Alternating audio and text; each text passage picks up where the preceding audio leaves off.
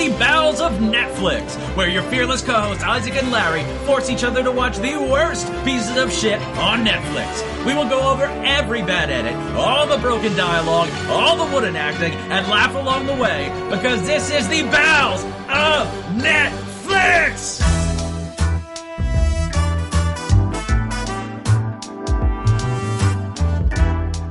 Welcome to the Bowels of Netflix. I'm Isaac, and with me, as always, my fearless co-host Larry. How are you doing this week, Larry?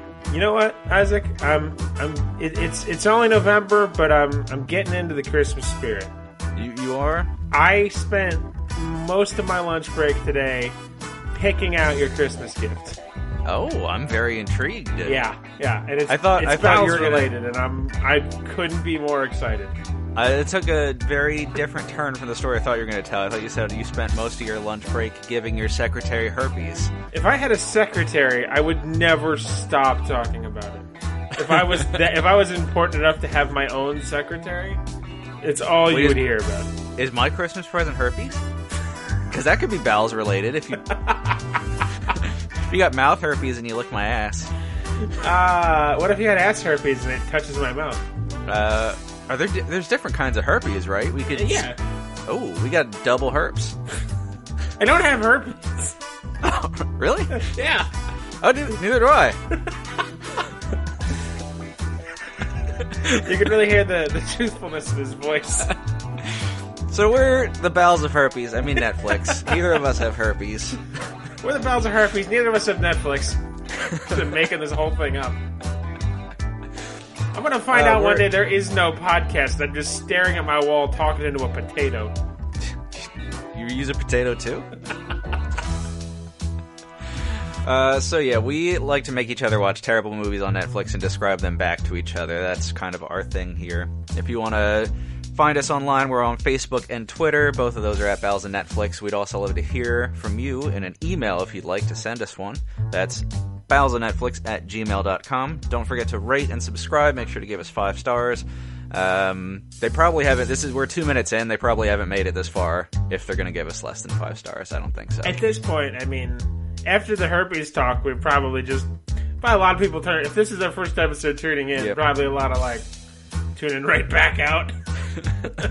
Hopefully they won't take the time to rate, but you people will, because you love us and our herpes. Yeah. God damn it. No. We don't have herpes. I don't have herpes, okay? I can't speak for you, but I do not have herpes. I've got the papers to prove it. You got papers? Yeah, you know how, like, when you get a dog, like, that has a good pedigree and it has papers? I have a note signed by my mother that just says herpes free and it's a smiley face. Alright, well, I can't fault you for that. It's been a weird day. It's been a weird life, Larry. Well, you're not wrong. Speaking of weird life, the fuck did you do it this week? What movie did I make you watch? I honestly had to think about it up till this point. I couldn't quite remember. It is a film called Woody Woodpecker. That's right.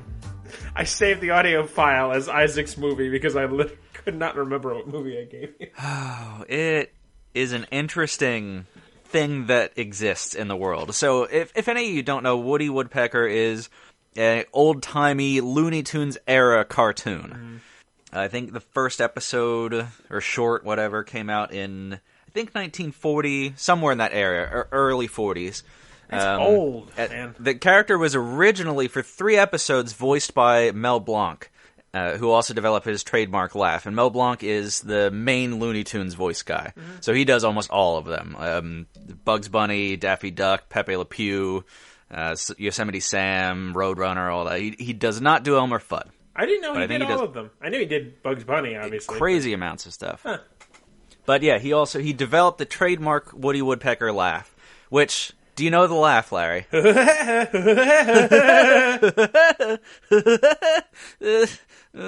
hate it. And that's much like Betty in the Flintstones. That's pretty much the entire character, right? Well, I watched a couple old cartoons, and they actually had to pad the end of this movie with an old cartoon, which is a surreal experience, because this movie was utterly terrible. But the cartoon from, like, the 50s was amazing. There's a weird thing with cartoons. Like, The really old ones are really funny as an adult now. They're very tightly written. The ones, and the Woody Woodpecker one really was. The ones I liked when I was in like my 10-year-old, I'm going to call it Power Rangers phase, even though I never ever liked Power Rangers, but that sort of era that I thought were really good then, when I thought like the Flintstones, for example, were boring, I've completely flipped. Yeah. Like, old cartoons are the shit. They really are. I gotta get me some DVDs of that or something. Kids don't use DVDs. No, I'm not a kid. We used to have VHS tapes of the Roadrunner because that was like one of the things my dad liked too. Mm-hmm. So we had a bunch of Roadrunner tapes. So I think I've seen like probably every episode of Looney Tunes that included the Roadrunner. It's good stuff. And Woody Woodpecker originally is good stuff, and he's had a long, storied career. And that's not a good thing, historically. Let's look at, like, the Smurfs. The Smurfs keep getting movies. The Smurfs. I don't know why. A fun fact about the Smurfs, which, let's get out of the way now in case one of us has to fucking watch a Smurfs movie eventually.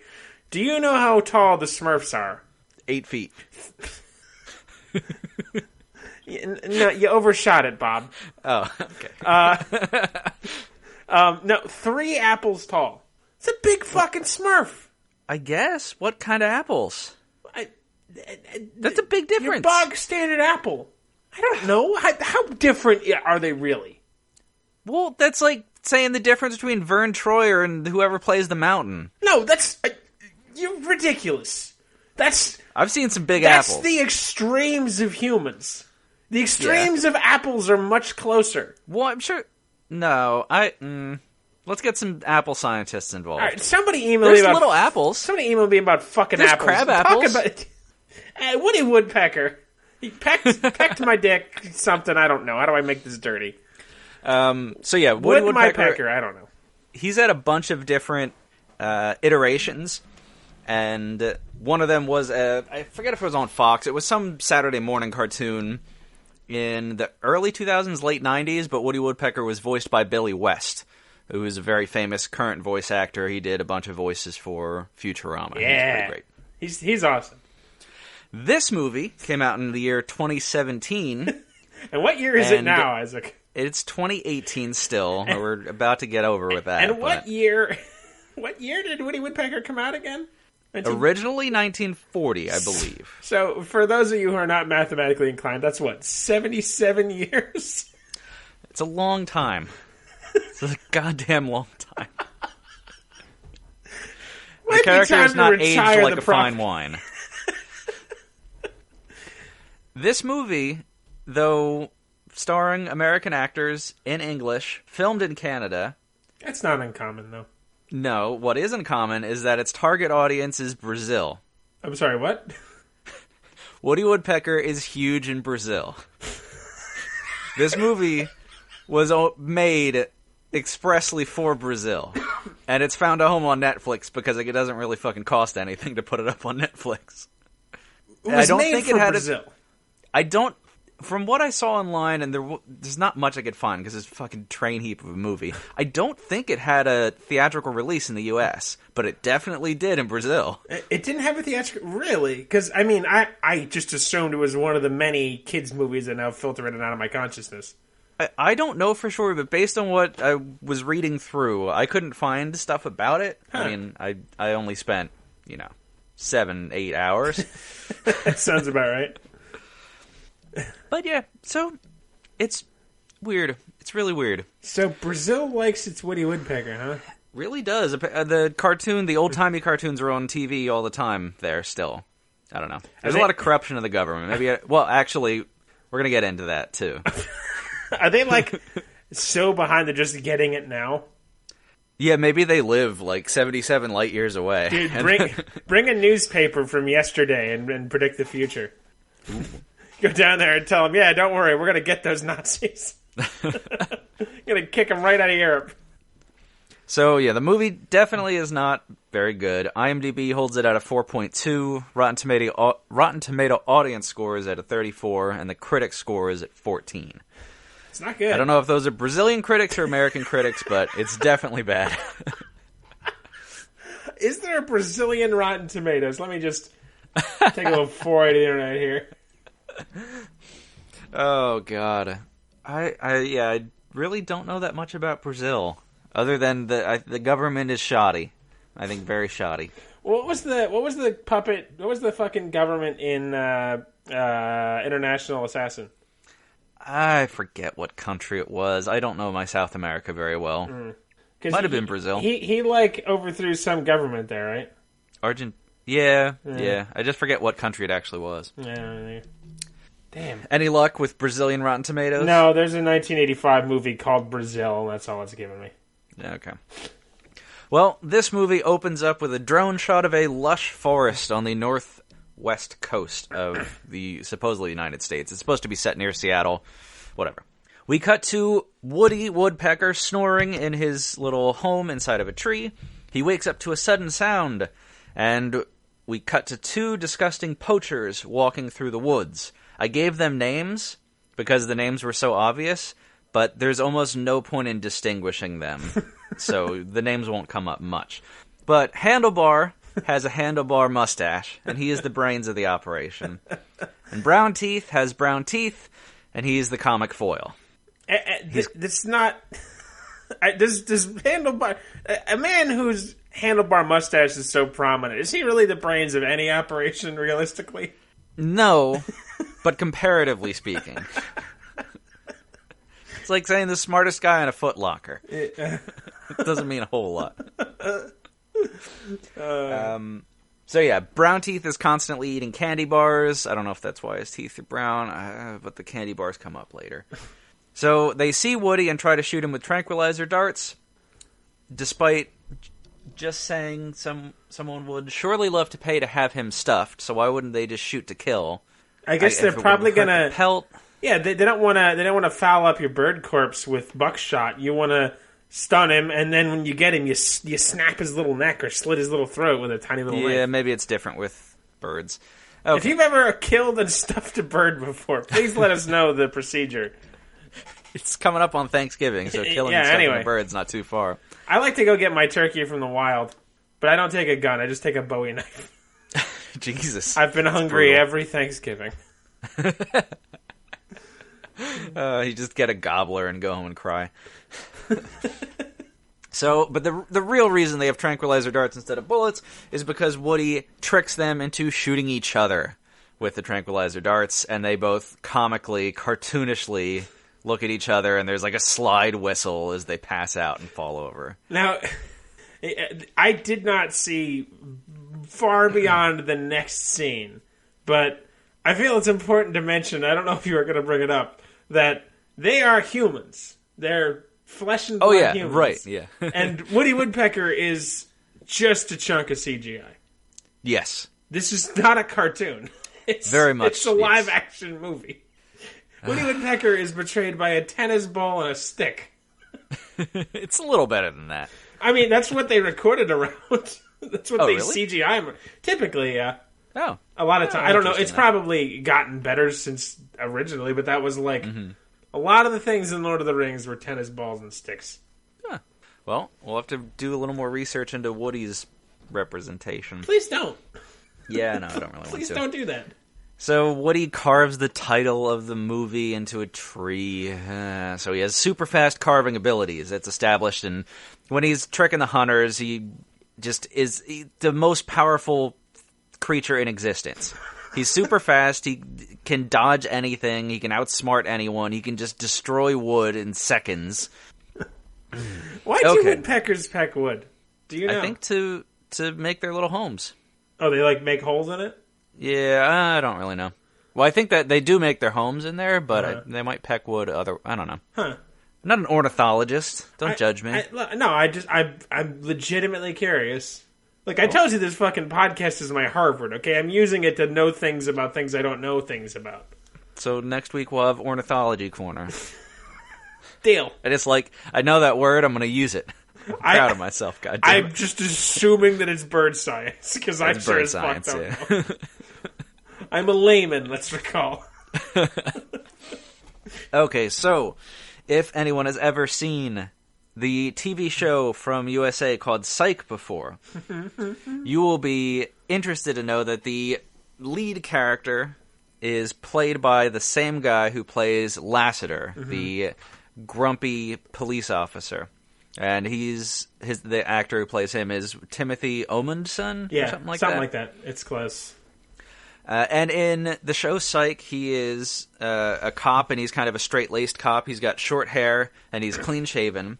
In this movie, he's got a beard and kind of long hair that sweeps back behind his ears, and he looks down to fuck.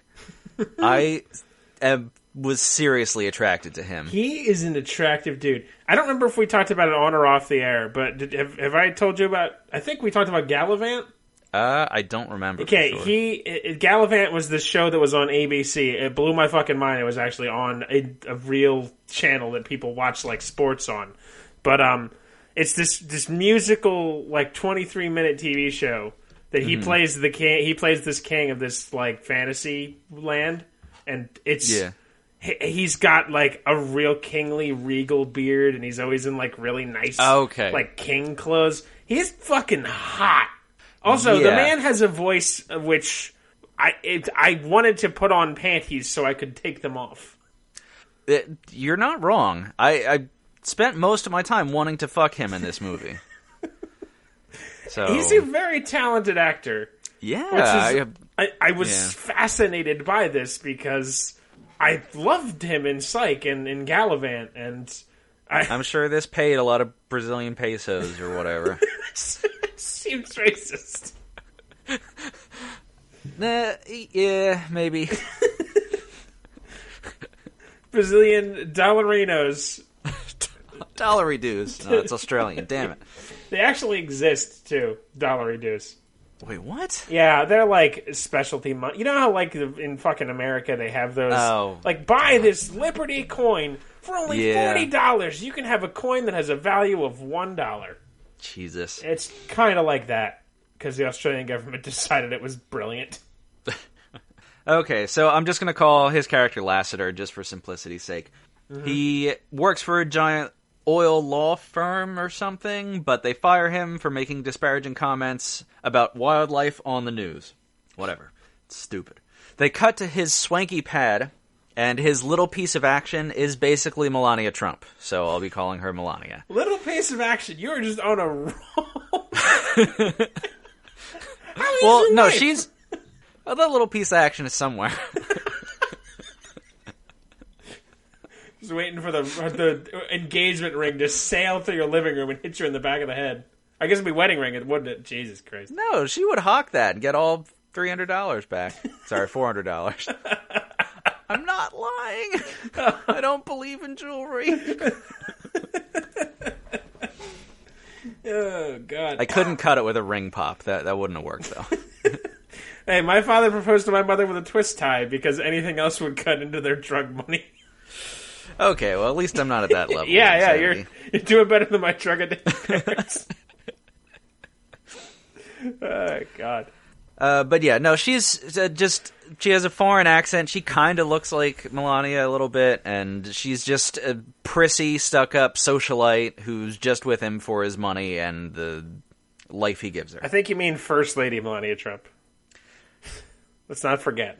No. Let's not forget. No. Anyway, Lassiter says he plans to set up a big country estate. And, yeah, again, just establishing her shitty character. She says, "Do you see the clothes I am wearing? I can't do that." Mm-hmm. So, fun. He says, "Don't worry, baby. We're just going to build it and flip it so I have enough money to start my own big oil law firm." Or something. I don't think that's how things work. We cut to the poachers at their cabin, researching woodpeckers online, basically scrolling through their version of Wikipedia. Scrolling through, they go past regular pictures of real-life woodpeckers, and, like, shake their head, "No, that's not it, no, that's not it." It looked like a horrifying CGI amalgamation. Yes, the ridiculous CGI cartoon of Woody. They find out he is a pileated red-crowned woodpecker, and the last one sold on the black market for $500,000. Okay, here's a question. I've wondered this in every movie ever. There's always details of how much things sell for on the black market. by its nature, that's like my rant about being a famous spy. Who the fuck is keeping records? Who's the guy keeping ledgers about black market deals? Find that guy and kill him because he's got everything he needs to roll you all over. That's a very good point. I wouldn't have thought of that.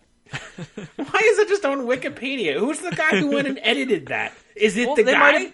They might have been on Black Marketpedia. I don't know. All right. Need backdoor access. Oh, man. So we get a short scene of Woody lying on the shore of the river looking up at the moon. He says it's good to be by himself and at home where no one's there to bother him. Foreshadowing, aggressively so. So Lassiter's ex-wife and 12-year-old dipshit kid show up at his apartment. Apparently the ex-wife's dad is sick and she needs to go take care of him. So Lassiter needs to take care of the fucking dipshit kid. But if Grandpa is sick, why the fuck wouldn't the mom want to take the dipshit kid to spend time with the dying-ass Grandpa? Doesn't make sense, Larry. Yeah, you'd think, right? I mean, I don't... I don't know. Okay. Maybe he's that much of a dipshit they just don't want to even bother. Yeah, he is a piece of shit. Okay, you know what? Fuck children. Oh, no, wait. Hang on. Rephrase. Screw children. Sound more hopeful. Damn it. I don't like children. I don't want them.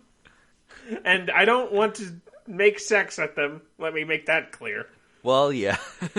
Because any way to say you don't like children in a funny, sweary way just sounds like I want to fuck them. I'm pretty sure giving children herpes is illegal, Larry. I don't... How did this start? I don't have herpes. Yeah, none of us have herpes. I don't know why you keep saying it like that. That's gonna be my new favorite gag. I feel like I'm being bullied. I do the bullying around here, motherfucker. Okay. So Lassiter's, they argue, and he finally decides to take the kid. The kid's a sullen little brat who constantly wears his headphones and listens to outdated punk music and is always drumming on shit. There's the whole scene where the kid calls the dad Lassiter instead of Dad, and the dad looks sad off into the distance, but fucking every trope about this kind of shit. We see a cute female 20-something park ranger hanging up no poaching signs. But yeah, there's no poaching anywhere. The definition of poaching. It just seems like, it's... I don't... Why would you need to... Don't murder either. Is there signs up for that? Don't covet thy neighbor's wife. I mean, we need Your signs Honor, in I this didn't law. see a sign that said don't murder, so that's why I killed him. Bang! Off the hook. To think of it, Honor, there ain't a sign in this courtroom that says don't murder. And the judge just pulls out like a 6-shooter and just nails him. Bang! So cool. Like, damn, that's a good judge. He blows the smoke off of it and takes his mask off. It's Clint Eastwood. Oh my god, I was going to say Clint Eastwood. Well, who else is that cool? He's old now. Michael Cera? No. That's just wrong. No. He was never cool. Okay. He'll never be cool. He's got time. No, he doesn't. Yeah, he does. No. He's good. No, too late. Just wait. He's going to blossom. over the hump. It's like a flower. It's like an orchid opening up in the sunshine. I hate to tell you, that flower opened up already, my friend. You're seeing what the results of that flower blooming are.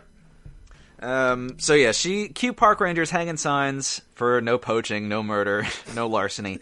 She finds strewn feathers about a tranquilizer dart and a candy bar wrapper. The trail is coming together. The world's stupidest crime happened here.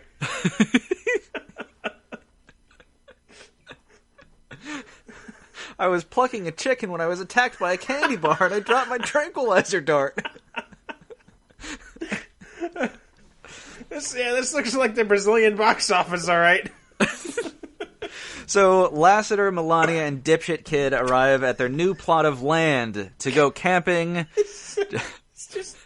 It sounds like the world's weirdest fan fiction. It basically is. Santa Barbara head detective Carlton Lassiter, First Lady Melania Trump, and a sullen teenager go to the cabin in the woods. Oh, the kid should be played by Michael Cera. Michael Cera and herpes? Can we call this episode that? I wish we titled these off the cuff. Combine those in your head. Did you just watch a Michael Cera movie or something, or? No, I was just thinking about how much you hate him. God damn it! I'm gonna have to watch your one, aren't I? Probably, yeah. You're gonna get some Michael Cera in your life. No, God! I hate him! Woody Woodpecker, Melania Trump, it's in the woods. Yeah, they start getting set up. Lassiter says he can't wait for the bulldozer to get out here the next morning and start tearing trees up and getting to work. Dipshit son uses his phone to video his dad knocking over the grill in a comic accident. And even though this movie came out in the year 2017, we get a screen overlay to establish the fact that he's videoing this that looks like a camcorder from the 1990s is recording it. There's a box around it, there's like gray lines going through it, and it has a flashing red record in the corner. Well, Isaac... Phones... They don't do that, Larry. Keep your voice down about this, but I don't know if the smartphone's made it to Brazil yet. But they show him with a smartphone. They even use the word smartphone when no one says smartphone. You just say phone now. Would it be accurate to say he has it all on tape? No, because it's not on tape, technically. How many years have we been arguing about that? It's digital recording. It's like beard time. This is the opposite. Beard time is accurate. No, I make sense on this one. You don't have it on tape. Yeah. You could say you have it recorded. No. Can't say you have it on tape. But we're not taping this podcast right now, you jackass. Look, I just don't know how servers work, but I assume somewhere in podcast land where this gets edited, there's a tape running somewhere. Servers bring you your food at a restaurant, Larry. We've been over this. Oh, fuck. It's getting to my brain. Oh, God. Woody sees them in their RV getting set up, and he says to himself how much he loves campers because of all the extra food they leave around him for him to find. The cute park ranger shows up, and it turns out that Lassiter's grandfather owned the land and loved camping there, and incidentally taught the cute park ranger how to fish or something. I don't know. That's about the outdoors. Awfully convenient. Yeah, guess what? It never fucking comes up again. Stupid. Stupid. Exposition for no reason. Lassiter introduces his fiancée as his Nordstrom's cum rag.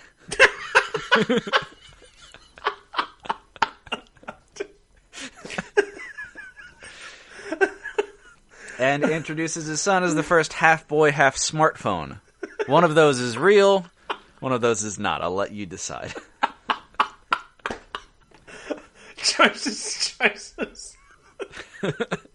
Also, that's First Lady Nordstrom's cum rag to you. Allegedly! And obviously, it's very apparent. I don't know if I've conveyed it so far, but the park ranger is cute, and Melania is a bitch. Mm-hmm. So it's pretty obvious that Lassiter is going to ditch his Nordstrom cum rag and switch over to a Cabela's cum rag later in the movie. So I made that prediction real early. Guess what? I was right. Shocker, yeah. Do we ever see the ex-wife again? Who now? Do we ever see the ex-wife again? I thought you said my ex-wife, and I was like, oh god, I got divorced. I remember that happening. She did hit you over the head pretty hard with that whale penis. Oh, walrus penis. Damn it. I fucked up the joke. It could be any kind of penis. Penis is a penis. Look, when you see one penis, you've seen them all. You've seen them all. You haven't seen mine. Actually, you haven't, have you? Neither of us seen each other's penis. It's astonishing. We lived together for many years. This is true. And I had to walk through your bedroom to get to the only bathroom in the house. Yeah. Never saw your penis. I know. You should fix that someday. That's not. It's insert joke about herpes here, and we'll move on. I don't.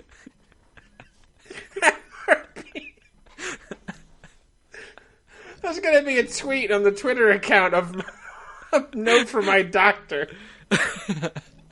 Mr. Beard does not have herpes. And nor does he have donkey brains. Continue. So the park ranger warns them of bird poachers in the area, and Lassiter unveils from under his feet the model. She warns them of bird poachers. diddliest of all. Well, she's like, keep an eye out. There's these bird poachers about. All right.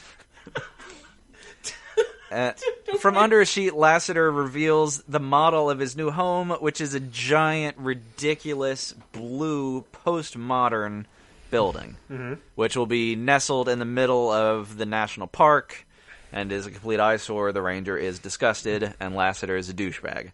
Yep. Fuck it. It's my land. Go fuck yourself.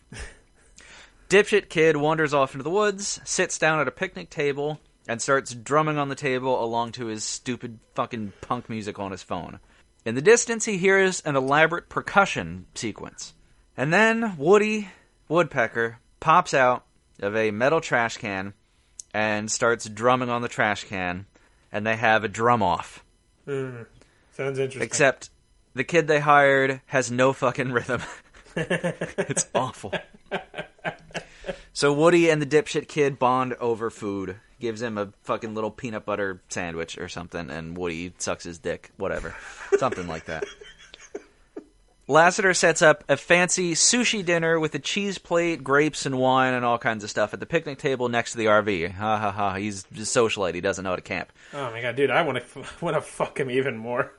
Somebody brings me a sushi plate and a cheese plate? Holy shit. Take Those me. bedroom eyes, too. Woody shows up and starts eating the food. I almost said Lannister. Lassiter. That's getting to be a weird fan fiction then. Jamie Lannister, Melania Trump, Michael Cera. Is Clint Eastwood in this yet? He's a guest in season 3. Lassiter and Melania freak out.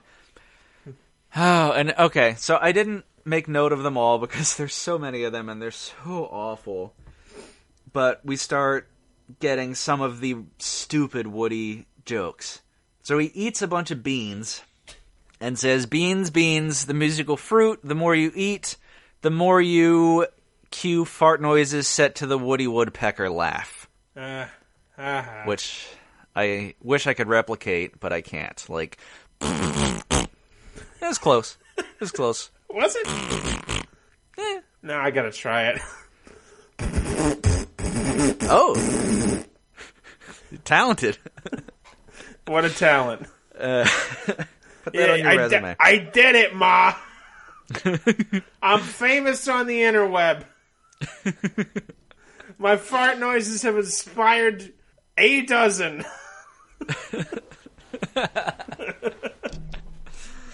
So, Lassiter, trying to chase Woody away, accidentally smashes Melania in the face with a broom. So, that's fun. And we cut away from that slapstick. Next morning, the construction crew shows up and starts working. Woody freaks out and dive bombs a couple of the construction workers, causing one of them to destroy a porta potty with, like, one of the big swinging arm caterpillar things. Uh-huh. And there's a guy in the porta potty, and it gets knocked over, and right, and so, yeah, cue Woody's next non-joke. Flies by Mr. Poopy construction worker and says, "P who? P you." Ah, Lord. It's pretty bad. And then Woody poops on... Who does he poop on, Larry? He poops on Melania. Yes, he poops on Melania. And says the great thing about a high-fiber diet, it keeps you regular. Who is that joke for? It's not... At least the PU one was a pun. Kind of. Oh, I'm dying. Is that, when you write a kid's movie, is that an example for you to teach your kids about what fiber is? No, I think that's a crappy attempt at, oh, well, this will be a joke only adults get, even though it's not a joke. Okay, this is a weird tangent. I don't know why I was reminded of this from the high fiber diet thing. When I was a kid, I had Tasmanian Devil on Super Nintendo. Bear with me. Okay. Tasmanian Devil, who was a Looney Tune. And it was this game where you, ran on a track, basically, eating stuff. And when you lose, he would always have he would have a little phrase that he said. And the one was, I lost, and one was, Taz needs bicarbonate. And I'm like, I don't know what that word is because I'm 5 years old. And my grandmother, who's cracking up, says, it makes you burp. But she said it makes you, and then she burped. And ever since that, every time I hear something like that in a kid's movie, my first assumption is, so is that to teach the kid what that is? Because I had a learning experience there and I never forgot it. So maybe there's some little Brazilian boy who's like, Papa, what is fiber? I don't know why he talks like... He's also dying of asthma. That's neutral. So he's Tiny Tim, but Brazilian Tiny Tim. Yeah. Papa, what is fiber? Something you don't have enough of, son. And then little Brazilian Tiny Tim just falls over dead because he's got a low fiber diet. I'm really sorry. I don't know what that whole tangent was. That was the start of our next movie. It's what it's like to be in my head. It's really just the worst. God damn. Okay, so dipshit kid goes into town, goes into a local music shop. He picks up a guitar and starts playing some sweet licks, so even though he can't drum worth a damn and has no rhythm, he's apparently fucking Jimi goddamn Hendrix. I feel like if I worked in a music shop and somebody came in and picked up an instrument and started playing it, I'd want them to actually die. No, that's what happens in music shops. Does it not? You test the product out. Yeah, wouldn't you just... I don't know. I think I just hate everybody. And I feel like if I worked in a music shop and had to listen to people poorly play music all day, I'd want them to die. Well, yeah, that would get annoying, for sure. But yeah, you have to be able to test things out. Yeah. You're probably... how do I say this without... Do you think... do you think, like, all guitars are created equal? I don't want to sound like a music snob, but they're not. I didn't even get the answers, so you sound like a music snob. I don't know, so... They're definitely not. I learned how to play the piano on the $30 keyboard you bought at Goodwill, and then I bought from you. So, I don't know what a music is. Yeah, well, and to be fair, I don't have good guitars, nor have ever really played a good guitar, but you definitely have to test out the product. It's why you bang your wife before you marry her. Every time you say something, I'm just waiting for her head to appear in frame, just in the other room, just angrily glaring at you. No, I think she went to sleep already. You could sleep on the couch. It's just an impression of me on the couch. I was never not on the couch. Oh, that got terribly sad. That couch is riddled with herpes.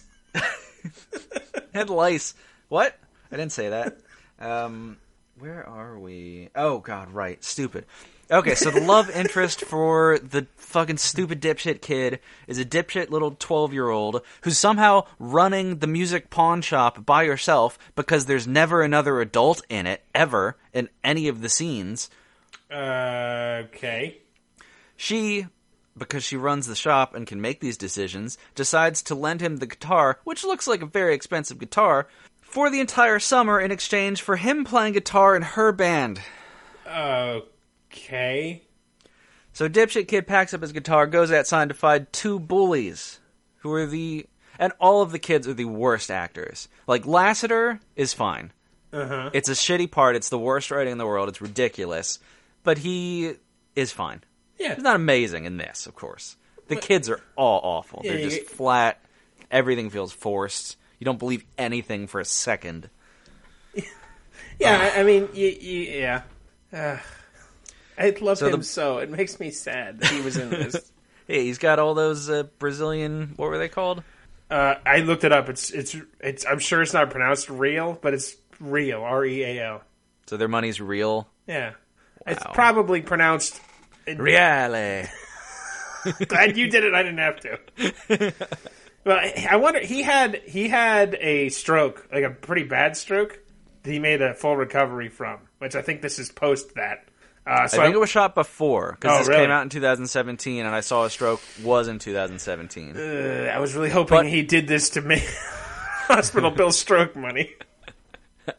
Sorry to bust your bubble. Damn it. But what I read, it said it was a minor stroke, so maybe that'll make you feel better. Oh, okay, that's good. I mean, might I've have seen just, him like, since, and he's... the timing for the Psych movie, which he couldn't perform much in because of the stroke, might have just been the worst timing. It's pretty bad. Yeah. It's rough. Oh, boy. I still haven't seen that one yet. Okay. So, yeah, these stupid bullies start bothering him. It's like, oh, you walking on a street? And the fucking kid says, oh, yeah. Seriously, is so fuck stupid. children. God damn it. None of it works. When they try... Okay, so the bullies are awful. They try to make the kid sound smart because he's the son of, like, a high-profile lawyer. And he says, well, technically the street belongs to the government. It's public property. But because we're both taxpayers, even though they're not because they're children, it is your street, but it's also my street, too. So I'm going to continue walking here. Which is exactly the kind of shit you don't say or you get beat up. Yeah. Did people talk like that? No. Okay. No, they don't. All right, good. They get beat to death. That's what happens. Poor little third grader Chester Montgomery in my third grade class. Beaten to death. That's why third graders shouldn't be lawyers. So, fucking dipshit kid also says, didn't your school have an anti-bullying program? And the kids say, yeah, that's why we got kicked out. And they high five. Holy fuck, this is bad. But I don't think that's how that works. No. And especially now I'll when you're fold 12. my arms in the satisfaction of correctness and think of it no more. So they steal his newly borrowed guitar and knock him to the ground, and dipshit kid starts whimpering, yeah, give me my guitar back, that's the only way I'm gonna get pussy all summer. And Woody Woodpecker shows up and flies around the bullies at super high speed, ripping their clothes to shreds, leaving the 12-year-old standing in the street in their underwear. Woody does his trademark laugh and threatens to make them go commando. So now I know if my children are ever bullied, the right way for me to deal with it as a parent is to strip the bullies naked in public and laugh at them. I think we call that a cycle. It's... I remember when Papa did that for me. I found the best way to beat bullies is totally to bully them back and thus give them the same psychological damage they gave you. At least everyone ends up the same. Yeah, it's true. And look how great things are going. Okay, so we cut to more construction happening.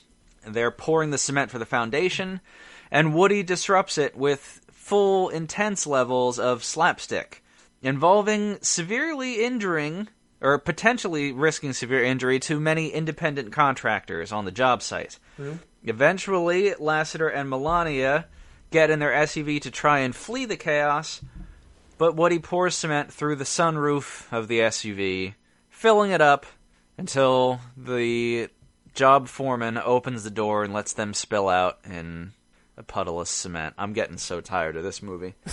I really don't like this. Lassiter goes to the ranger station. The ranger pulls out a book of woodpeckers and starts leafing through it. Guess what? There's a bunch of realistic pictures of woodpeckers until they get to Woody Woodpecker, the pileated, red-hooded fucking woodpecker. It's a goddamn cartoon. It's stupid. It's stupid. They did the same joke twice.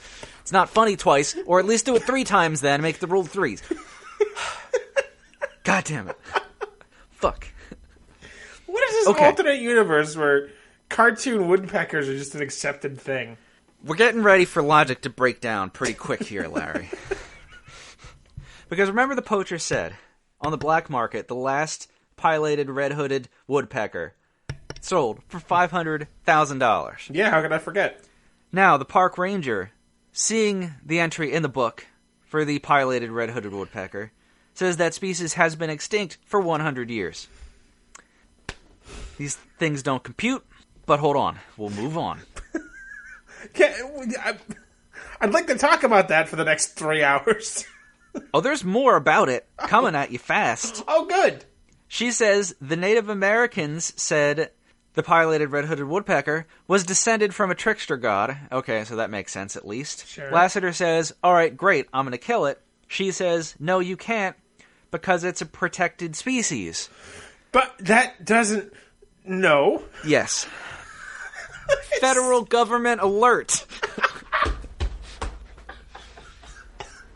The EPA and therefore protected species originated, I believe, in 1973 at the behest of one Richard Milhouse Nixon, one of the few good things he did as president, and everything's getting rolled back now. But if the species went extinct 100 years ago, there's no way it could be a protected species. And there's also no way $500,000 on the black market. What? That is... Why is the... Why's the logic Why can't so you just... inconsistent? Well, yeah, why can't you just make it... Why did you have to say it was extinct? Isn't there, like, a position in movies, like a continuity checker? Isn't that a thing?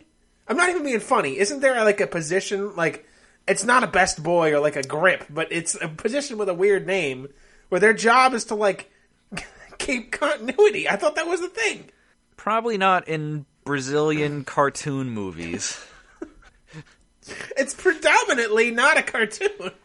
Yeah, true. Woody Woodpecker has been in a minimal amount of this review. Yeah. He's kind of, honestly, he's like Russell and Russell Mann. That really, both these movies are kind of, the animals are just the thing that drives the family drama. Yeah, that's more or less it. I mean, there is some stuff. There's like a couple scenes with Lassiter waking up in the middle of the night because he can't sleep through Woody's noise, pecking wood. And then Woody will trick him and, like, lock him out of the RV or stand behind him and do an impression of him shaking his fists. And it's stupid. And I hate it all. Okay. So we get a scene with the poachers finding their truck in the woods with all of its tires slashed and a smiley face drawn on the windshield in bird poo. Okay. If you'll remember, they do have distinct personalities. Handlebar, the brains of the operation, says very angrily, "No one poops on my truck and gets away with it." And Brown Teeth says, "Oh, that was one time and you never let me live it down." Hilarious. Funny stuff, Larry.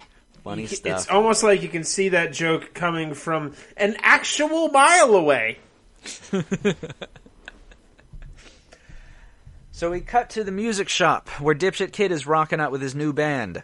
Woody flies by and says he recognizes the song they're playing as his ringtone. He never has a phone. What? I don't get it. Why would he have a ringtone if he doesn't have a phone? I mean, if he pulled out a phone, and he's a cartoon, so whatever, but what's the point? Why would you say that? So then they start playing a new song. I wonder if you can guess what song they start playing. Is it the Woody Woodpecker's theme song? Bird is the word. Ah, even worse. I hate that fucking song. I think everyone does. So, of course, that's what they start playing, and Woody starts drumming along on the cowbell. And they start rocking out, and we get a Bird is the Word musical montage of Woody sabotaging the construction site yet again. Does he just this time, have a cowbell? What's that? He just has a cowbell. No, they're in the music shop, so there's a cowbell around. All right. Yeah. Is that a feature of music shops? That they have musical instruments in them? A cowbell. That's a musical instrument. Barely. No. If you tell me, is there a difference between good cowbell and bad cowbell, I'm quitting the podcast. Well, there probably is, but that one I don't know for sure. There's gotta be, though. Yeah. I don't know. I gotta research cowbells. This one's made out of Nazi brass buttons melted down. Dude, I totally want that fucking cowbell. That sounds pretty metal. I want a Nazi brass button cowbell. That's a good name for your band, too. It's true. You just have to wear Nazi uniforms. I'll have to retire improperly sized horse grave and start a new band. So yeah, we get the montage of Woody destroying the construction site, except this time he really causes great harm to some of the independent contractors. Some of them get, walls falling on them and things. And we even see Woody cause one of them to go into I forget how it's set up, but it electrocutes him with a live wire, and it's complete with the cartoonish effect of being able to see his skeleton flash as the current goes into him. Yeah, that's cartoony, sure. Woody, and I haven't mentioned it before because most of it's not important to the plot, but Woody breaks the fourth wall very frequently, turns to the camera and says stupid things. Here he says, while the guy's getting electrocuted, "It's just like in the cartoons." Oh, God, every live-action movie does that. They all do that. I think that the Flintstones might have done that, too. Yeah, I think there was something like it. Fucking damn it. Yeah, we know you were a cartoon. Then we get a weird, long, depressing scene of the electrocuted contractor's funeral where his twin daughters hold hands and cry. Okay, maybe we don't get that. I might have lied. But we find out Woody the Woodpecker is a motherfucking psychopath because at the RV, Melania sets a kettle on the gas stove and walks away from it. Woody sneaks in and blows out the flame, leaving the gas running and filling the RV. Melania comes back to the stove, sees the flame's not on, flicks the burner to turn it back on, like an idiot, first of all, but she is Melania goddamn Trump, the First Lady of the United States. Allegedly. And explodes. She explodes. The RV explodes. Of course. And Woody turns to the camera and says, "Kids, don't try this at home. I'm a professional cartoon character." Melania stumbles out of the RV, her dress in tatters, face covered in soot, her hair falling out, and she leaves Lassiter. They are no more a couple. Because that was clearly his fault. She's a bitch, remember? Yeah. Larry, don't go for the Nordstrom cum rag. It'll leave you when you need it most. Get your cum rag at Cabela's. You can wash it and reuse it. I just want to take this moment to say how much I value women and their contributions to society. And I think, everyone in this world has value. This is very true, and I am jesting to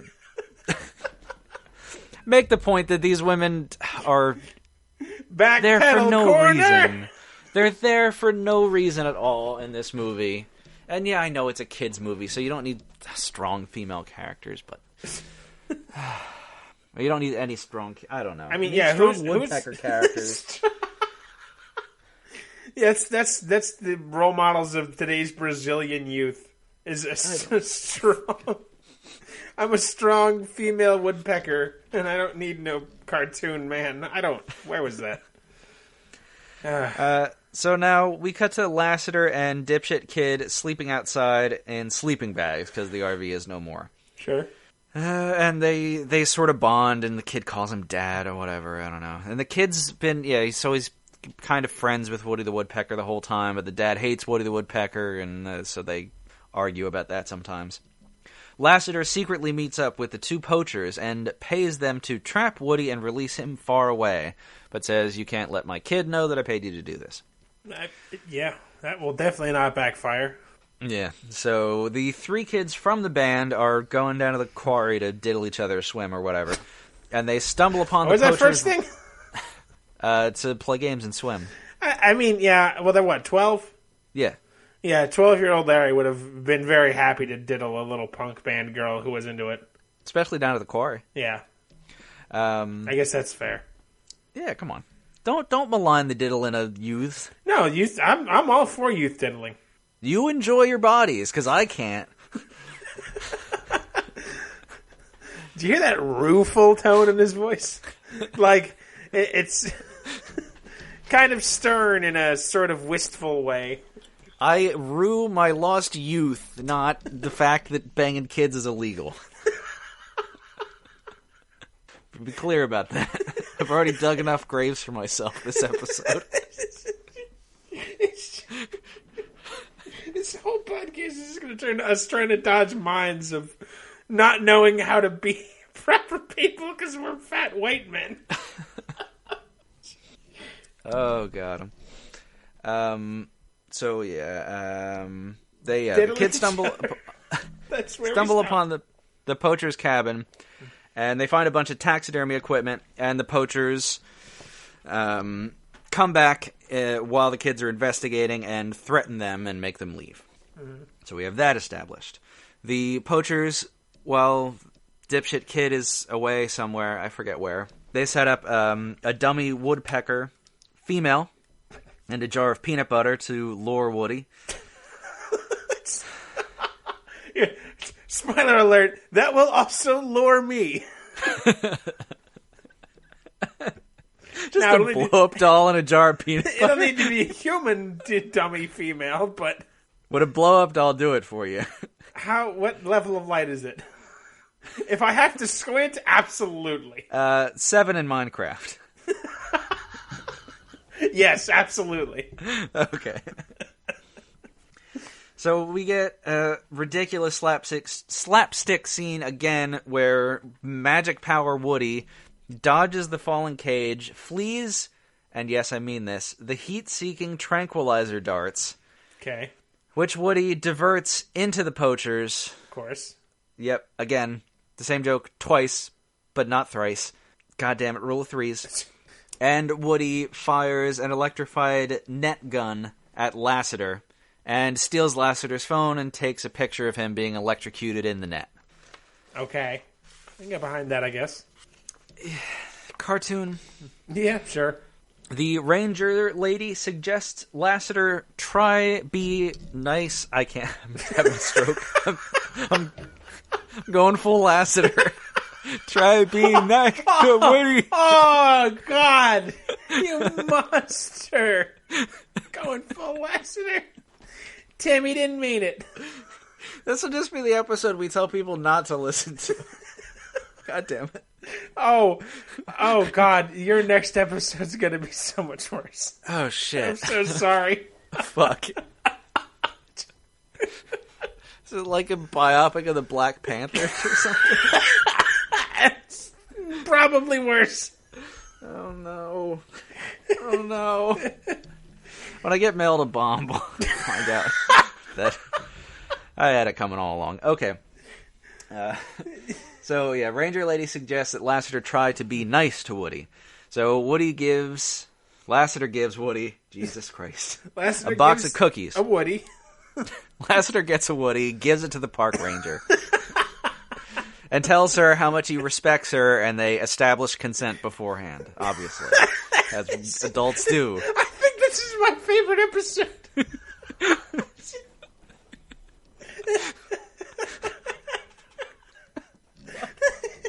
I'm so sorry, Isaac. I'm going to hell. I'll be right there with you. We might already be there. I don't know. We just never stop talking about bad movies. This fucking show. So, Woody gets a box of cookies and chills the fuck out, because he has cookies now, and lets the construction go ahead as long as Lassiter gives him a box of cookies every fucking day. We cut to Woody in his home in the tree, which is piled like waist deep with empty cookie boxes. He looks to the camera and says that it might look like he's a big fat sellout, but he sees it as a mutual business arrangement, which is the definition of a big fat sellout. Yes. And that's it. That's his explanation for why the plot suddenly changed. There's no reason. Oh, wait. What? The plot is different now because he just lets the house get built because he gets cookies. He likes food that much. Oh. It's just a complete plot device so he is no longer protesting the building the house because he gets cookies. I can't. That makes me so angry. Okay. The house is finished. It's done. All right. Huh. The poachers are still lurking around even though Lassiter and Woody are getting along. They're basically friends now. Fucking insane. There's a big festival in town where Dipshit Kid's band is going to play. Oh, this whole scene is... This is the perfect encapsulation of why this movie's bad, because it's just so many stupid tropes and played out things and ridiculous, cartoony... Oh, God. Okay, so the kids' Dipshit band is going to play. The poachers are at the festival, too, not to catch Woody. They're just there at the festival. They have ice cream cones. Yeah, they can't hang out? Not at a festival. They're grizzly poachers. They're backwoodsy guys. They're allowed to fucking cornhole each other and drink rum. Or, sorry, whiskey. I think moonshine is traditionally... Moonshine is better, yeah. Cornholing... They're near Seattle. I don't know how much moonshine is up there. That's true. It's either none or all of it. Okay, that is how moonshine works. It's a pretty hipstery sort of place. It's counted in bathtubs. Oh, I got some moonshine stories to tell you about sometime. Was there like a couple hours a week you could take a bath because otherwise it was a moonshine still? I had to protest it at age 13. God damn it. Protests had to be made because the still apparently went down for operation. I don't know. I wasn't allowed down there. But oh my god. Protests against the bathtub being used for moonshine had to be made. Your life is an interesting thing, Larry. I'll tell you what. I've had some times. We need to get a hard copy of The Gray and the Beard, the Larry Beard story. I've thought about it. It'd be interesting, that's for sure. But yeah, I think woodsmen are shining the moon. So instead of shining the moon and each other's knobs, they're out at the fucking festival, eating ice cream cones, and Woody poops on Brown Teeth's ice cream cone, and he licks it without realizing and just gives kind of a weird look, because it's gross. Funny. Woody Woodpecker is just a psychopath. Yeah. He's not even a sociopath, he's a psychopath. And he only makes friends with people who give him fucking food. Yeah, that's... Wow.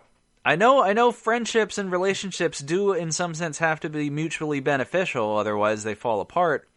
But it's like you can't make a friendship just off of sex. No, not really.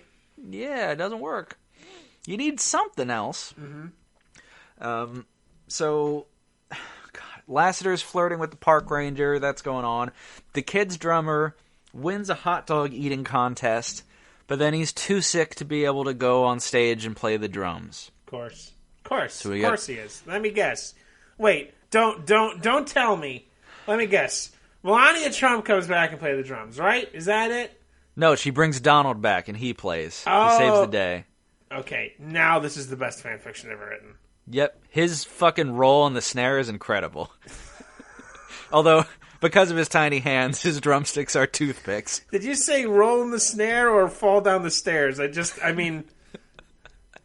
Which president fell down the stairs? That was Gerald Ford, right? Gerald Ford fell down the stars? Yeah, on Air Force One. When he was, leaving the plane, he fell down the stars. Was he harmed? I don't think so. Might have sprained an ankle. Fucking dopey idiot. Is there a video of that? Yes. Yes. I gotta watch that. Oh, it's pretty great. Fucking dumbass. Oh. So, yeah. Woody is the one who saves the day. Of course. So, to save the day... the dipshit kid and his little girlfriend go on without a drummer, and they're worried they're going to sound terrible. And they do. I don't know why, but there's tons of feedback on their voices. Mm-hmm. Not having a drummer wouldn't make more feedback. But then Woody assembles from a trash can a drum kit made out of empty tin cans and pencils. Okay. And sets it up next to a hot mic backstage. I don't know why the mic is on backstage, but whatever. Mm-hmm. And plays the drums, which sound like normal drums. And they rock the house down. Yeah, that sounds right. Yeah, I don't see any problem with this. I'm very upset about this. I don't like it. I don't see an issue. I'm about to die. So, okay, yeah. Again, we're getting back to this real quick. The park ranger gets introduced to Woody by Lassiter and the dipshit kid, and she's surprised at first. She's like, oh, I thought that species was extinct for 100 years. And then she just, chats with Woody for a moment. The talking goddamn fucking cartoon woodpecker that was supposed to be extinct for 100 years. And it's a 10-second conversation. And then she's like, oh, let's go get a corn dog with Lassiter. And she's not interested in the talking woodpecker that's defied extinction. Huh. Go ahead. I'm sorry. I mean, what do you even say?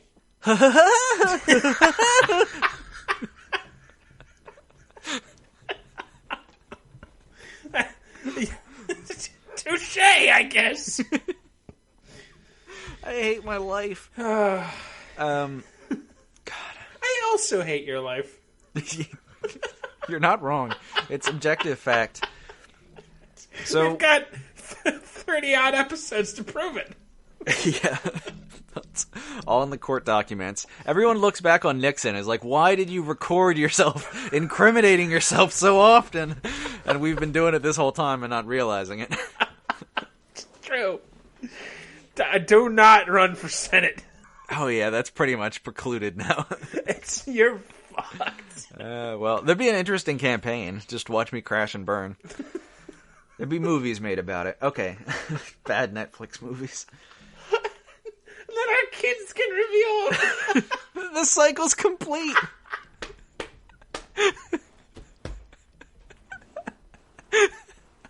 That's it. This is our final episode. We managed to get an episode-long joke in unintentionally. We made it. Oh gosh. Jesus Christ. Woody decides he loves... Woody Woodpecker. Let's bring this back to Woody. It's just starting to sink in. The movie's actually about Woody Woodpecker. Yeah, he's not played by Clint Eastwood. It's played by Woody the Woodpecker, the cartoon. This movie would be a lot more menacing if it was Clint Eastwood, and he's like the one turning the gas off and blowing the RV up. Seriously, if you turned this into like not a cartoon character doing it, it would be just a very low stakes action movie. Like Eastwood is just like a grizzled old guy that lives in a cabin off the grid, and he's furious someone's building a house in the woods, so he decides to kill them all. Oh my god! Listen, if you replace Woody Woodpecker with Clint Eastwood, it's just Rambo. It's just you've remade Rambo. Maybe the Brazilians. Maybe the Brazilians have a thing for Rambo, and this is like a merging of the great movies. Now I want to see Rambo shot for shot replaced with Woody Woodpecker. That'd also be good. So Woody has decided that he loves Lassiter and the dipshit kid. So he flies away from the festival to the house that's just... Well, they say it's been finished, but it's not really been finished. The edifice stands erect, but like the windows haven't been put in and there's no floors. So it's like pre-cum. Yes. Exactly like pre-cum. Like when your lady realizes how bad it's about to taste, but it's not enough to make her give up. Hi, Mom! I think this might be my favorite episode. We're just so stupid. We're just stupidest people that have ever lived. Yeah, this one is off the rails. I blame Woody Woodpecker and the Brazilian government. Do you think the government commissioned this movie? The populace is about to overrun the palace. There's riots in the streets. We'll see the theme of revolution come up later. I wish I was joking. How far in the movie are we? We're getting close to the end. 15 and a half minutes. No, we're definitely 2/3 through the movie. All right. Although, yeah, I'm going off the timestamp, but remember, the end of the 90-minute movie is roll credits for 4 minutes, and then a 6-minute Woody Woodpecker actual cartoon from the 1950s. That's fucking awesome. It's amazing. I forget what it's called. It's the Niagara Falls one where the guy keeps going over the falls in the barrel. It's wonderful. You should watch the last 6 minutes. That actually sounds of the Woody hilarious. Woodpecker movie. It's got these running gags in it that keep happening. It's really good, and just the writing for it's so tight because just everything comes together. It's great. But yeah, that's not this fucking movie. So he flies to the house that's not finished, and in some of the wood in the house carves with his magical woodpecker beak in 2 seconds a portrait of Lassiter, dipshit kid, and himself into the wall. And doing this, he apparently accidentally touches a live wire, igniting a can of varnish, which burns the entire house down. You're serious? I am serious. I am very serious. Wow.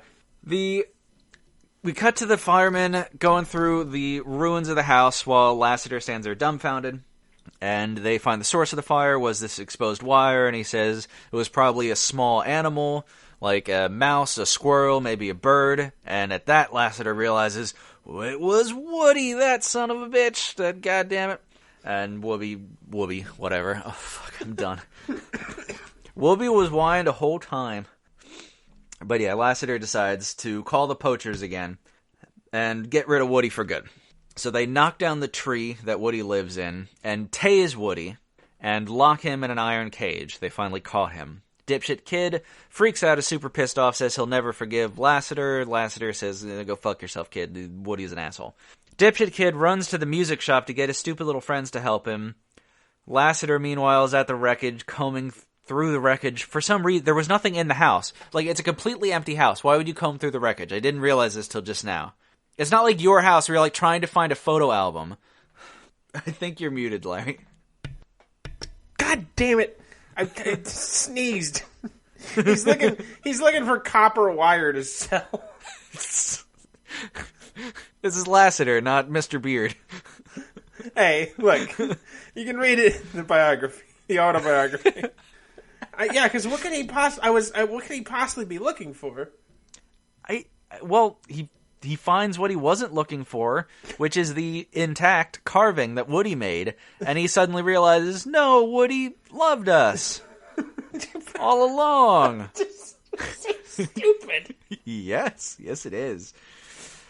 The kids sneak into the poacher's lair, where we see the poachers auctioning Woody on an online black market. It's complete with, like, a Saudi Arabian prince. God. And fucking, some German lady and some guy from China. It's ridiculous. Are they going to eat him? Trope. I don't think so. No, because they want him stuffed. They don't even want him alive. They want him dead but stuffed. I mean, take his delicious bird meat out and eat it. When you bring up an exotic animal to me, first thing I'm going to do is eat it. Okay. Like if it's still alive? No. I didn't prepare it. I'm going to bite off its head like Ozzy Osbourne, but... Also, speaking of exotic animals and eating them, ever since you did the research to find out that lion meat costs $40,000 a pound... $50,000, but yes. Oh, it's $50? Yeah. Oh, shit. $49.99. Oh, right, that's where they get you. Yeah. I've brought that up to my family so many times, and they're so mad at me. It's my favorite piece of trivia now, too. It's so fascinating. I've mentioned it to several people. Yep. My aunt literally had to be like, can we change the subject? Stop talking about how much lion meat costs. Farm-raised lions. It's really smart. Yeah? You sacrifice, like, a single lion and feed your entire animal rescue for a year? The lion's probably not full of herpes or anything. I mean, I assume it's like sickly lions or old lions, right? Maybe. I don't know. I mean, if he's breeding his own lions, how would that work? I don't know, man. Don't ask me about the lion law. It's almost Thanksgiving. Let's both bring it up at Thanksgiving, or various Thanksgiving dinners. I just brought it up last weekend with my family. I can't do it again. That soon. I'll do Christmas. How about Christmas? You do Thanksgiving, I'll do Christmas. Yeah, you got it. Jesus Christ. Okay. So the poachers catch the kids and lock them in a giant cage. Yeah, that's legal. Okay, so now they're human traffickers. Lassiter finds the park ranger because his dipshit kid is missing, and they go to find them, and... Not the police, a park ranger. Yeah. No offense to our park service, but for fuck's sake, start with a cop. The cop will call the park ranger. Yes. The poachers tell the kids that they're going to retire and move to Kaching City. I'm sorry, Handlebar says that. Is that in China, or? And that's what Brown Teeth says. I didn't know we were moving to China. He's fucking Don Knotts. God damn it. It's my only dopey voice. It's a good dopey voice. It really is. What are they going to do? Just the cornholing really ramp up? I don't know. Lassiter and the park ranger go straight to the poacher's lair. Like, the ranger has a hunch. I don't know why. Poacher's lair! They sound like D&D monsters when you put it that way. They're pretty close. They're basically the trolls from The Hobbit. Watch the movie and tell me I'm wrong. You're definitely not.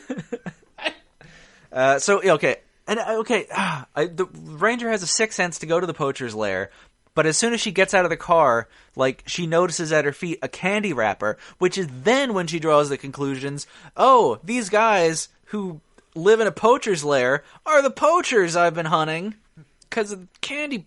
Okay. Yeah, but Lassiter knew that already. Yeah, I don't know. It's not a fun revelation for the audience. Well, okay, maybe they pretended to run a legitimate exterminating business or pest removal business, which is a front for their poaching. I'm thinking too much about this. I don't know. You're thinking more about it than anyone in the writer's room did. So the poachers realize that Lassiter and the ranger are outside, so they go outside, leaving everyone locked up inside and try to play it off. Lassiter demands his woodpecker back, and the poachers say, sorry, we released him already. Then they bluff leaving, but park ranger sneaks back in and immediately gets caught and locked up with the kids. And so does Lassiter. Right. Okay, they both get locked up. All right. This is getting weird. Oh, boy. These are like almost capital crimes. Yeah. Yeah. Holding multiple people hostage, including children? With firearms. Yeah. Well, okay, technically they have a poison death dart gun or whatever. Oh, you're right. You're right. A court of law. Innocent. Thank you, Your Honor. You fine boys are free to go. So the poachers are about to kill Woody with the poison death dart gun, whatever. Lassiter, I don't know, like apologizes to the kid. He's like, it's all my fault. I should have listened to you. I love you. Anyway, he rocks his cage over so it falls on top of Woody's cage, is able to release Woody, and Woody zip-zops around and beats up the two poachers. But somehow the poachers begin to escape. Woody gets his nose stuck in the door. I don't know. They get on an ATV as the actual police show up. Did she call the police? Did the ranger call the police? I don't know. One would hope. Oh, that is her job. But they didn't know the kids were missing. Okay. So the guys are running away. Poachers running away on the ATV. And Woody frees himself from the door, looks at the camera, and says, cue the action chase music. Ugh. And the action chase music starts up, and they have a fast, frenzied action chase through the woods. The bad guys end up on a wooden bridge across a river to the border of Canada. I don't think that's how that works, but whatever. Woody corners them. And the guy, what is he, handlebar, brains of the operation, pulls out a knife, and he's like, all right, enough's enough. I'm going to win, because I've done so well before. And mirroring the famous scene from Predator. Woody goes underneath the bridge and carves a circle out beneath them so they fall into the river below. Mm-hmm. And when they eventually wash up on shore, they're immediately caught by the ranger and the police and arrested. Lassiter, dipshit, kid, and ranger go back to their land, and Lassiter shows them new plans for a much more modest house that fits into the landscape. He also reveals that he's built a new birdhouse for Woody on top of a big post. Lassiter and the kid go to sleep in their tent, and Woody decides to carve Home Sweet Home into the post of his new house, and then he leans on it to admire it and causes it to fall over and crush their tent. Not killing them. Of course it lands in between them. And that's the end of the movie. Oh, we don't even get to see him, like, make tender love to the his new squeeze? No, but it's implied they're all banging it out. Okay. I was right. She's the Cabela's lady.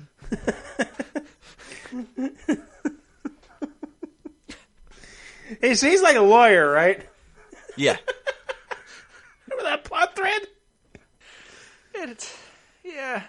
I remember his grandfather was like fucking her or something, or teaching her how to fish. Yeah, that's what you call it in fucking backwoods. Come here, honey, let me teach you how to fish. I got a 6-inch mackerel. It's not particularly impressive. Yeah, but it's like a cheese wheel. You ever seen a thick fish?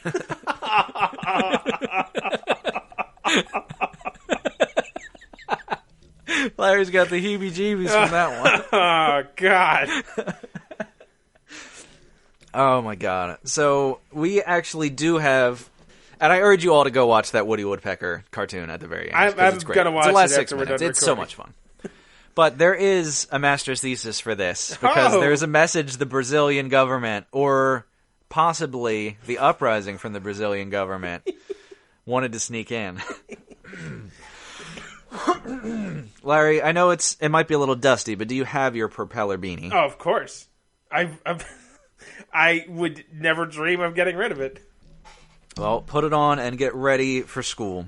Always. The film is a manifesto of violent anti-capitalist agenda. Woody embodies the power the proletariat yearn for, and through revolution hope to achieve. The construction of the postmodern house symbolizes the ever-expanding waistline of the bourgeoisie in their lust for ultimate wealth and power. Lassiter pivots his own greed and gluttony onto Woody by offering him a peace deal of cheap snack food. This mirrors the breadcrumbs of cheaply made electronics, fast food, and the bottomless pit of entertainment the corporate elite have offered us as a means of blissful distraction from our working lives. In short, the Woody the Woodpecker movie is a call to violent action, for change only feeds on blood. So, Brazilians, it's your time. Rise up, overthrow the government, steal the means of production, and install Mr. Woodpecker as your new supreme leader. Yeah, this movie gets a 1.4 out of 10 because it's a hot pile of trash. Fucking Timothy Omundson is the only redeeming factor. He's entertaining sometimes, but the writing's terrible. The jokes are non-existent. The CGI is, I mean, it's 2017 and they had a budget. I forget what it was. It was millions of dollars. It looks okay. Just, it would have looked good 10 years ago. It's not distracting, I guess. Wow. Yeah, very, very annoying movie. Very painful to get through. Yeah, I hate movies like that. I know you mentioned it kind of at the end, but he's like, Woody has always got the upper hand, pretty much, until he's in the cage. And, it never works. It doesn't make for any kind of compelling story in anything. Yeah, because there's no risk anywhere in the middle of the movie. No, not really. I don't know, like you go to just Star Wars, A New Hope, like they end up in the fucking trash compactor, like they're about to die, but then they get out of it, and that's what's exciting. You're constantly up against that edge of will they, won't they? Mm-hmm. That's storytelling. Yeah. Not this. That's what it is. This is a cartoon. Woody the Woodpecker is a 6-minute cartoon. Yeah. Where he always wins, and you don't need that push and pull, because it's 6 minutes long. Right, and it works when the Roadrunner does it. It's great, because you know what happens in a typical Wile E. Coyote episode? Wile E. Coyote tries to make a turkey out of mud. It tastes terrible. He tries to catch the Roadrunner about 8 different ways. Roadrunner wins, and then we say that that's all, folks, and that's the end of it. And it's great. Turns out when you stretch it to an hour and a half and add a kid who's in a band and Detective Carlton Lassiter in the woods with the cum rags and just nonsense. We really could make this into a gritty Deliverance type movie, though. Seriously. Yeah. Let's do it. Woody the Woodpecker meets Deliverance meets Rambo.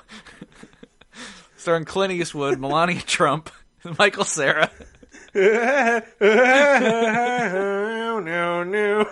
Oh, God, that's good. That is good. And he's just getting fucked in the ass. It's just been a strange episode. We got to get on this quick. Clint Eastwood's not getting any younger. Didn't he, fall asleep at the Republican National Convention 3 or 4 years ago? Probably. In the middle of a speech? I don't know about that, but he's, in his late 80s, so he can do whatever he wants at this point. Yeah. Okay, but yeah, so this is enough Woody the Woodpecker. We gotta start thinking about next week and what you're gonna be coping with. Oh man, I'm kind of ready now. I feel like the pump is primed here. So I was pretty confident I was going with one of 2 or 3 movies, and then I saw the thumbnail of this movie. Oh God. And it was love at first sight. This is a Netflix original. That's not a good sign anymore. And I don't know if I remember the title. Because I only remember the emoji. I'm sorry. Okay, right. It's the emoji of the eggplant, and the movie is called The Package. Oh, God, I've passed this. Oh boy. What is this movie? I passed this and thought, well, that looks bad. Holy Christ, this looks weird. I dropped in here and there every once in a while for 10 seconds at a time. My God. After their buddy suffers an unfortunate accident during spring break, 4 pals risk everything, including their dignity, to make him whole again. He's going to get his dick cut off, isn't he? Yes, he is. I'm so excited for this. I don't think I've been more excited for you to tell me a story ever, Larry. It's going to be story time with Larry next week. God, look at this. It's just fucking... I think it's been... If it's not been established on this show that we hate teenagers... Yeah. We fucking hate teenagers. Yes, we do. They're trash. Some of them are okay. And name one. They won't be teenagers forever. That's a thing. One. No, it's like getting through a phase. Yeah. Yeah. They'll be okay. They'll make it. They'll get out of it. And then there'll be new teenagers to hate. Why is it an eggplant? Because it looks like a penis. Yeah. And that's what kids... Really, though. That's how they text penis to each other. Just say penis. No, dude. You're getting old. Yeah. You're not wrong. Getting real old. Kids aren't going to know how to spell penis in the future. It's just going to be eggplant emoji. Just give me an egg job. It looks so bad. Yeah, I'm curious what level of bad it is, because it is a Netflix original. We both saw... I mean, you had it pretty rough with Naked, although there was definitely production elements that were good about it. Yeah. And Members of an International Assassin was still bad, but much better than I was expecting it to be. Mm-hmm. So I'm curious where this falls, because Netflix usually doesn't completely drop the ball. They usually have something they get right, so I'm curious what this will be like. It can't be anything good. Oh no, it can't be more than a 4 out of 10. No way. There's no chance. Look, the Russell Madness was a rare bird of being a 4 out of 10. I don't expect to see any of those again anytime soon. I'm expecting at least a 2.5 from this. Although, it might be the kind of thing you just hate so much. Certainly. Yeah. I will almost completely despise this for sure. Oh, boy. None of these kids look likable. Yep. But that is what's coming up next week. And then the week after, it's going to be my turn again.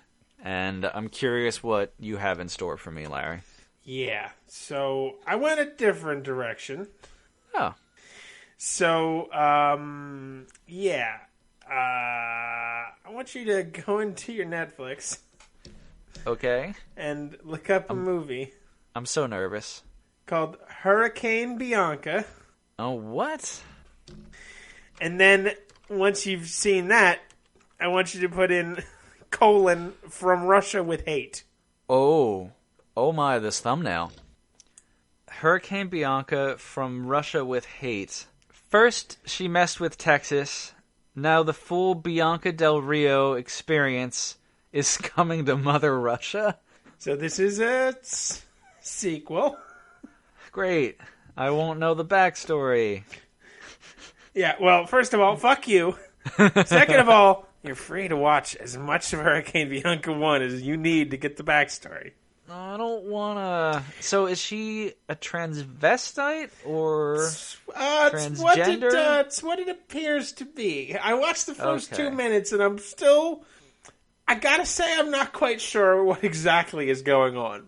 Right. But I'm pretty sure one of the main characters is a woman from Saturday Night Live, though I'm not sure who it is, to be honest. Okay. I don't recognize anyone yet, but yeah, I mean, I'm sure, we can assure our audience that I'll handle the subject matter with poise and grace and all the respect that is deserved. I'll try.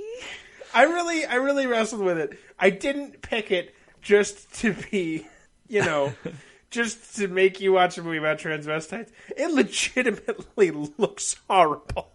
Oh, yeah. Wait, is that Rachel... What's her face? What is her name? I can't remember. Rachel Dratch? She's from Saturday Night Live, though, right? If that's who I'm thinking. I think that's where I gotta look this movie up. Oh, my God. Why are you doing this to me, Larry? Because fuck you. It looks so ridiculous. And I love that there's two of them. That's apparently Rachel Dratch. I like her. She's very funny. Well, I mean, it might be good. I don't think it's gonna be. But we'll see. You're gonna have to stay tuned. You can find out in 2 weeks. That fucking teenagers again. Just right. Bowels of teenagers. Wait. No, doesn't work. You had you had the little girls last week. Whatever, cowgirls. You have cowgirls? That was last week? That was the week. That was my episode prior. My last episode was Russell Madness. Oh, right. And the one before that was teenagers. Just cowgirls. Right. Yeah, okay. No. Just it's a lot of children. teenagers on this show. Well, there's no good movies about teenagers. What? Maybe Perks of Being a Wallflower. I never saw it. It's good. Book's better. The movie's fine. I'm sure I could think of one with enough time and hints. Stand By Me. Yeah, that's what I was thinking, but I don't know that I've ever actually seen all of that. They're a little closer to 12 than, I don't know how much they count as teenagers. Yeah, when do you become a teenager? High school. That's when I high hate school. you. I hate children. Technically when you turn 13, but whatever. Isaac, I think I hate everyone. Larry, you're just realizing this now. I really try not to, but I think ultimately I hate everyone. You can hate and love at the same time. That's the beautiful thing. Not teenagers. Legally, I can't. Love has many meanings. Love can mean sneaking into the boys' locker room and sniffing their shoes while they're playing volleyball. Barefoot, apparently. Well, they switched into their gym sneakers. Oh, right. Well, that's Did what we I have really gym sneakers when we did gym? I don't think so. Yeah, I don't remember. Did we have to? I don't remember. The whole gym experience was... I tried to forget about it because I wasn't very good at it. Oh, God. I got hit in the nuts with a football once. That shit sucked. Okay. I think that means we should call it. We're bringing up getting hit in the nut stories. If you've got a shark, you can be assured Val's on Netflix will jump it. Over and over and over again. Thank you so much for listening. We appreciate it if you made it through this one. Holy God. But yeah, so we're online at Facebook and Twitter. Those are at Bowls of Netflix. Send us an email, bowlsofnetflix@gmail.com. Don't forget to rate and subscribe.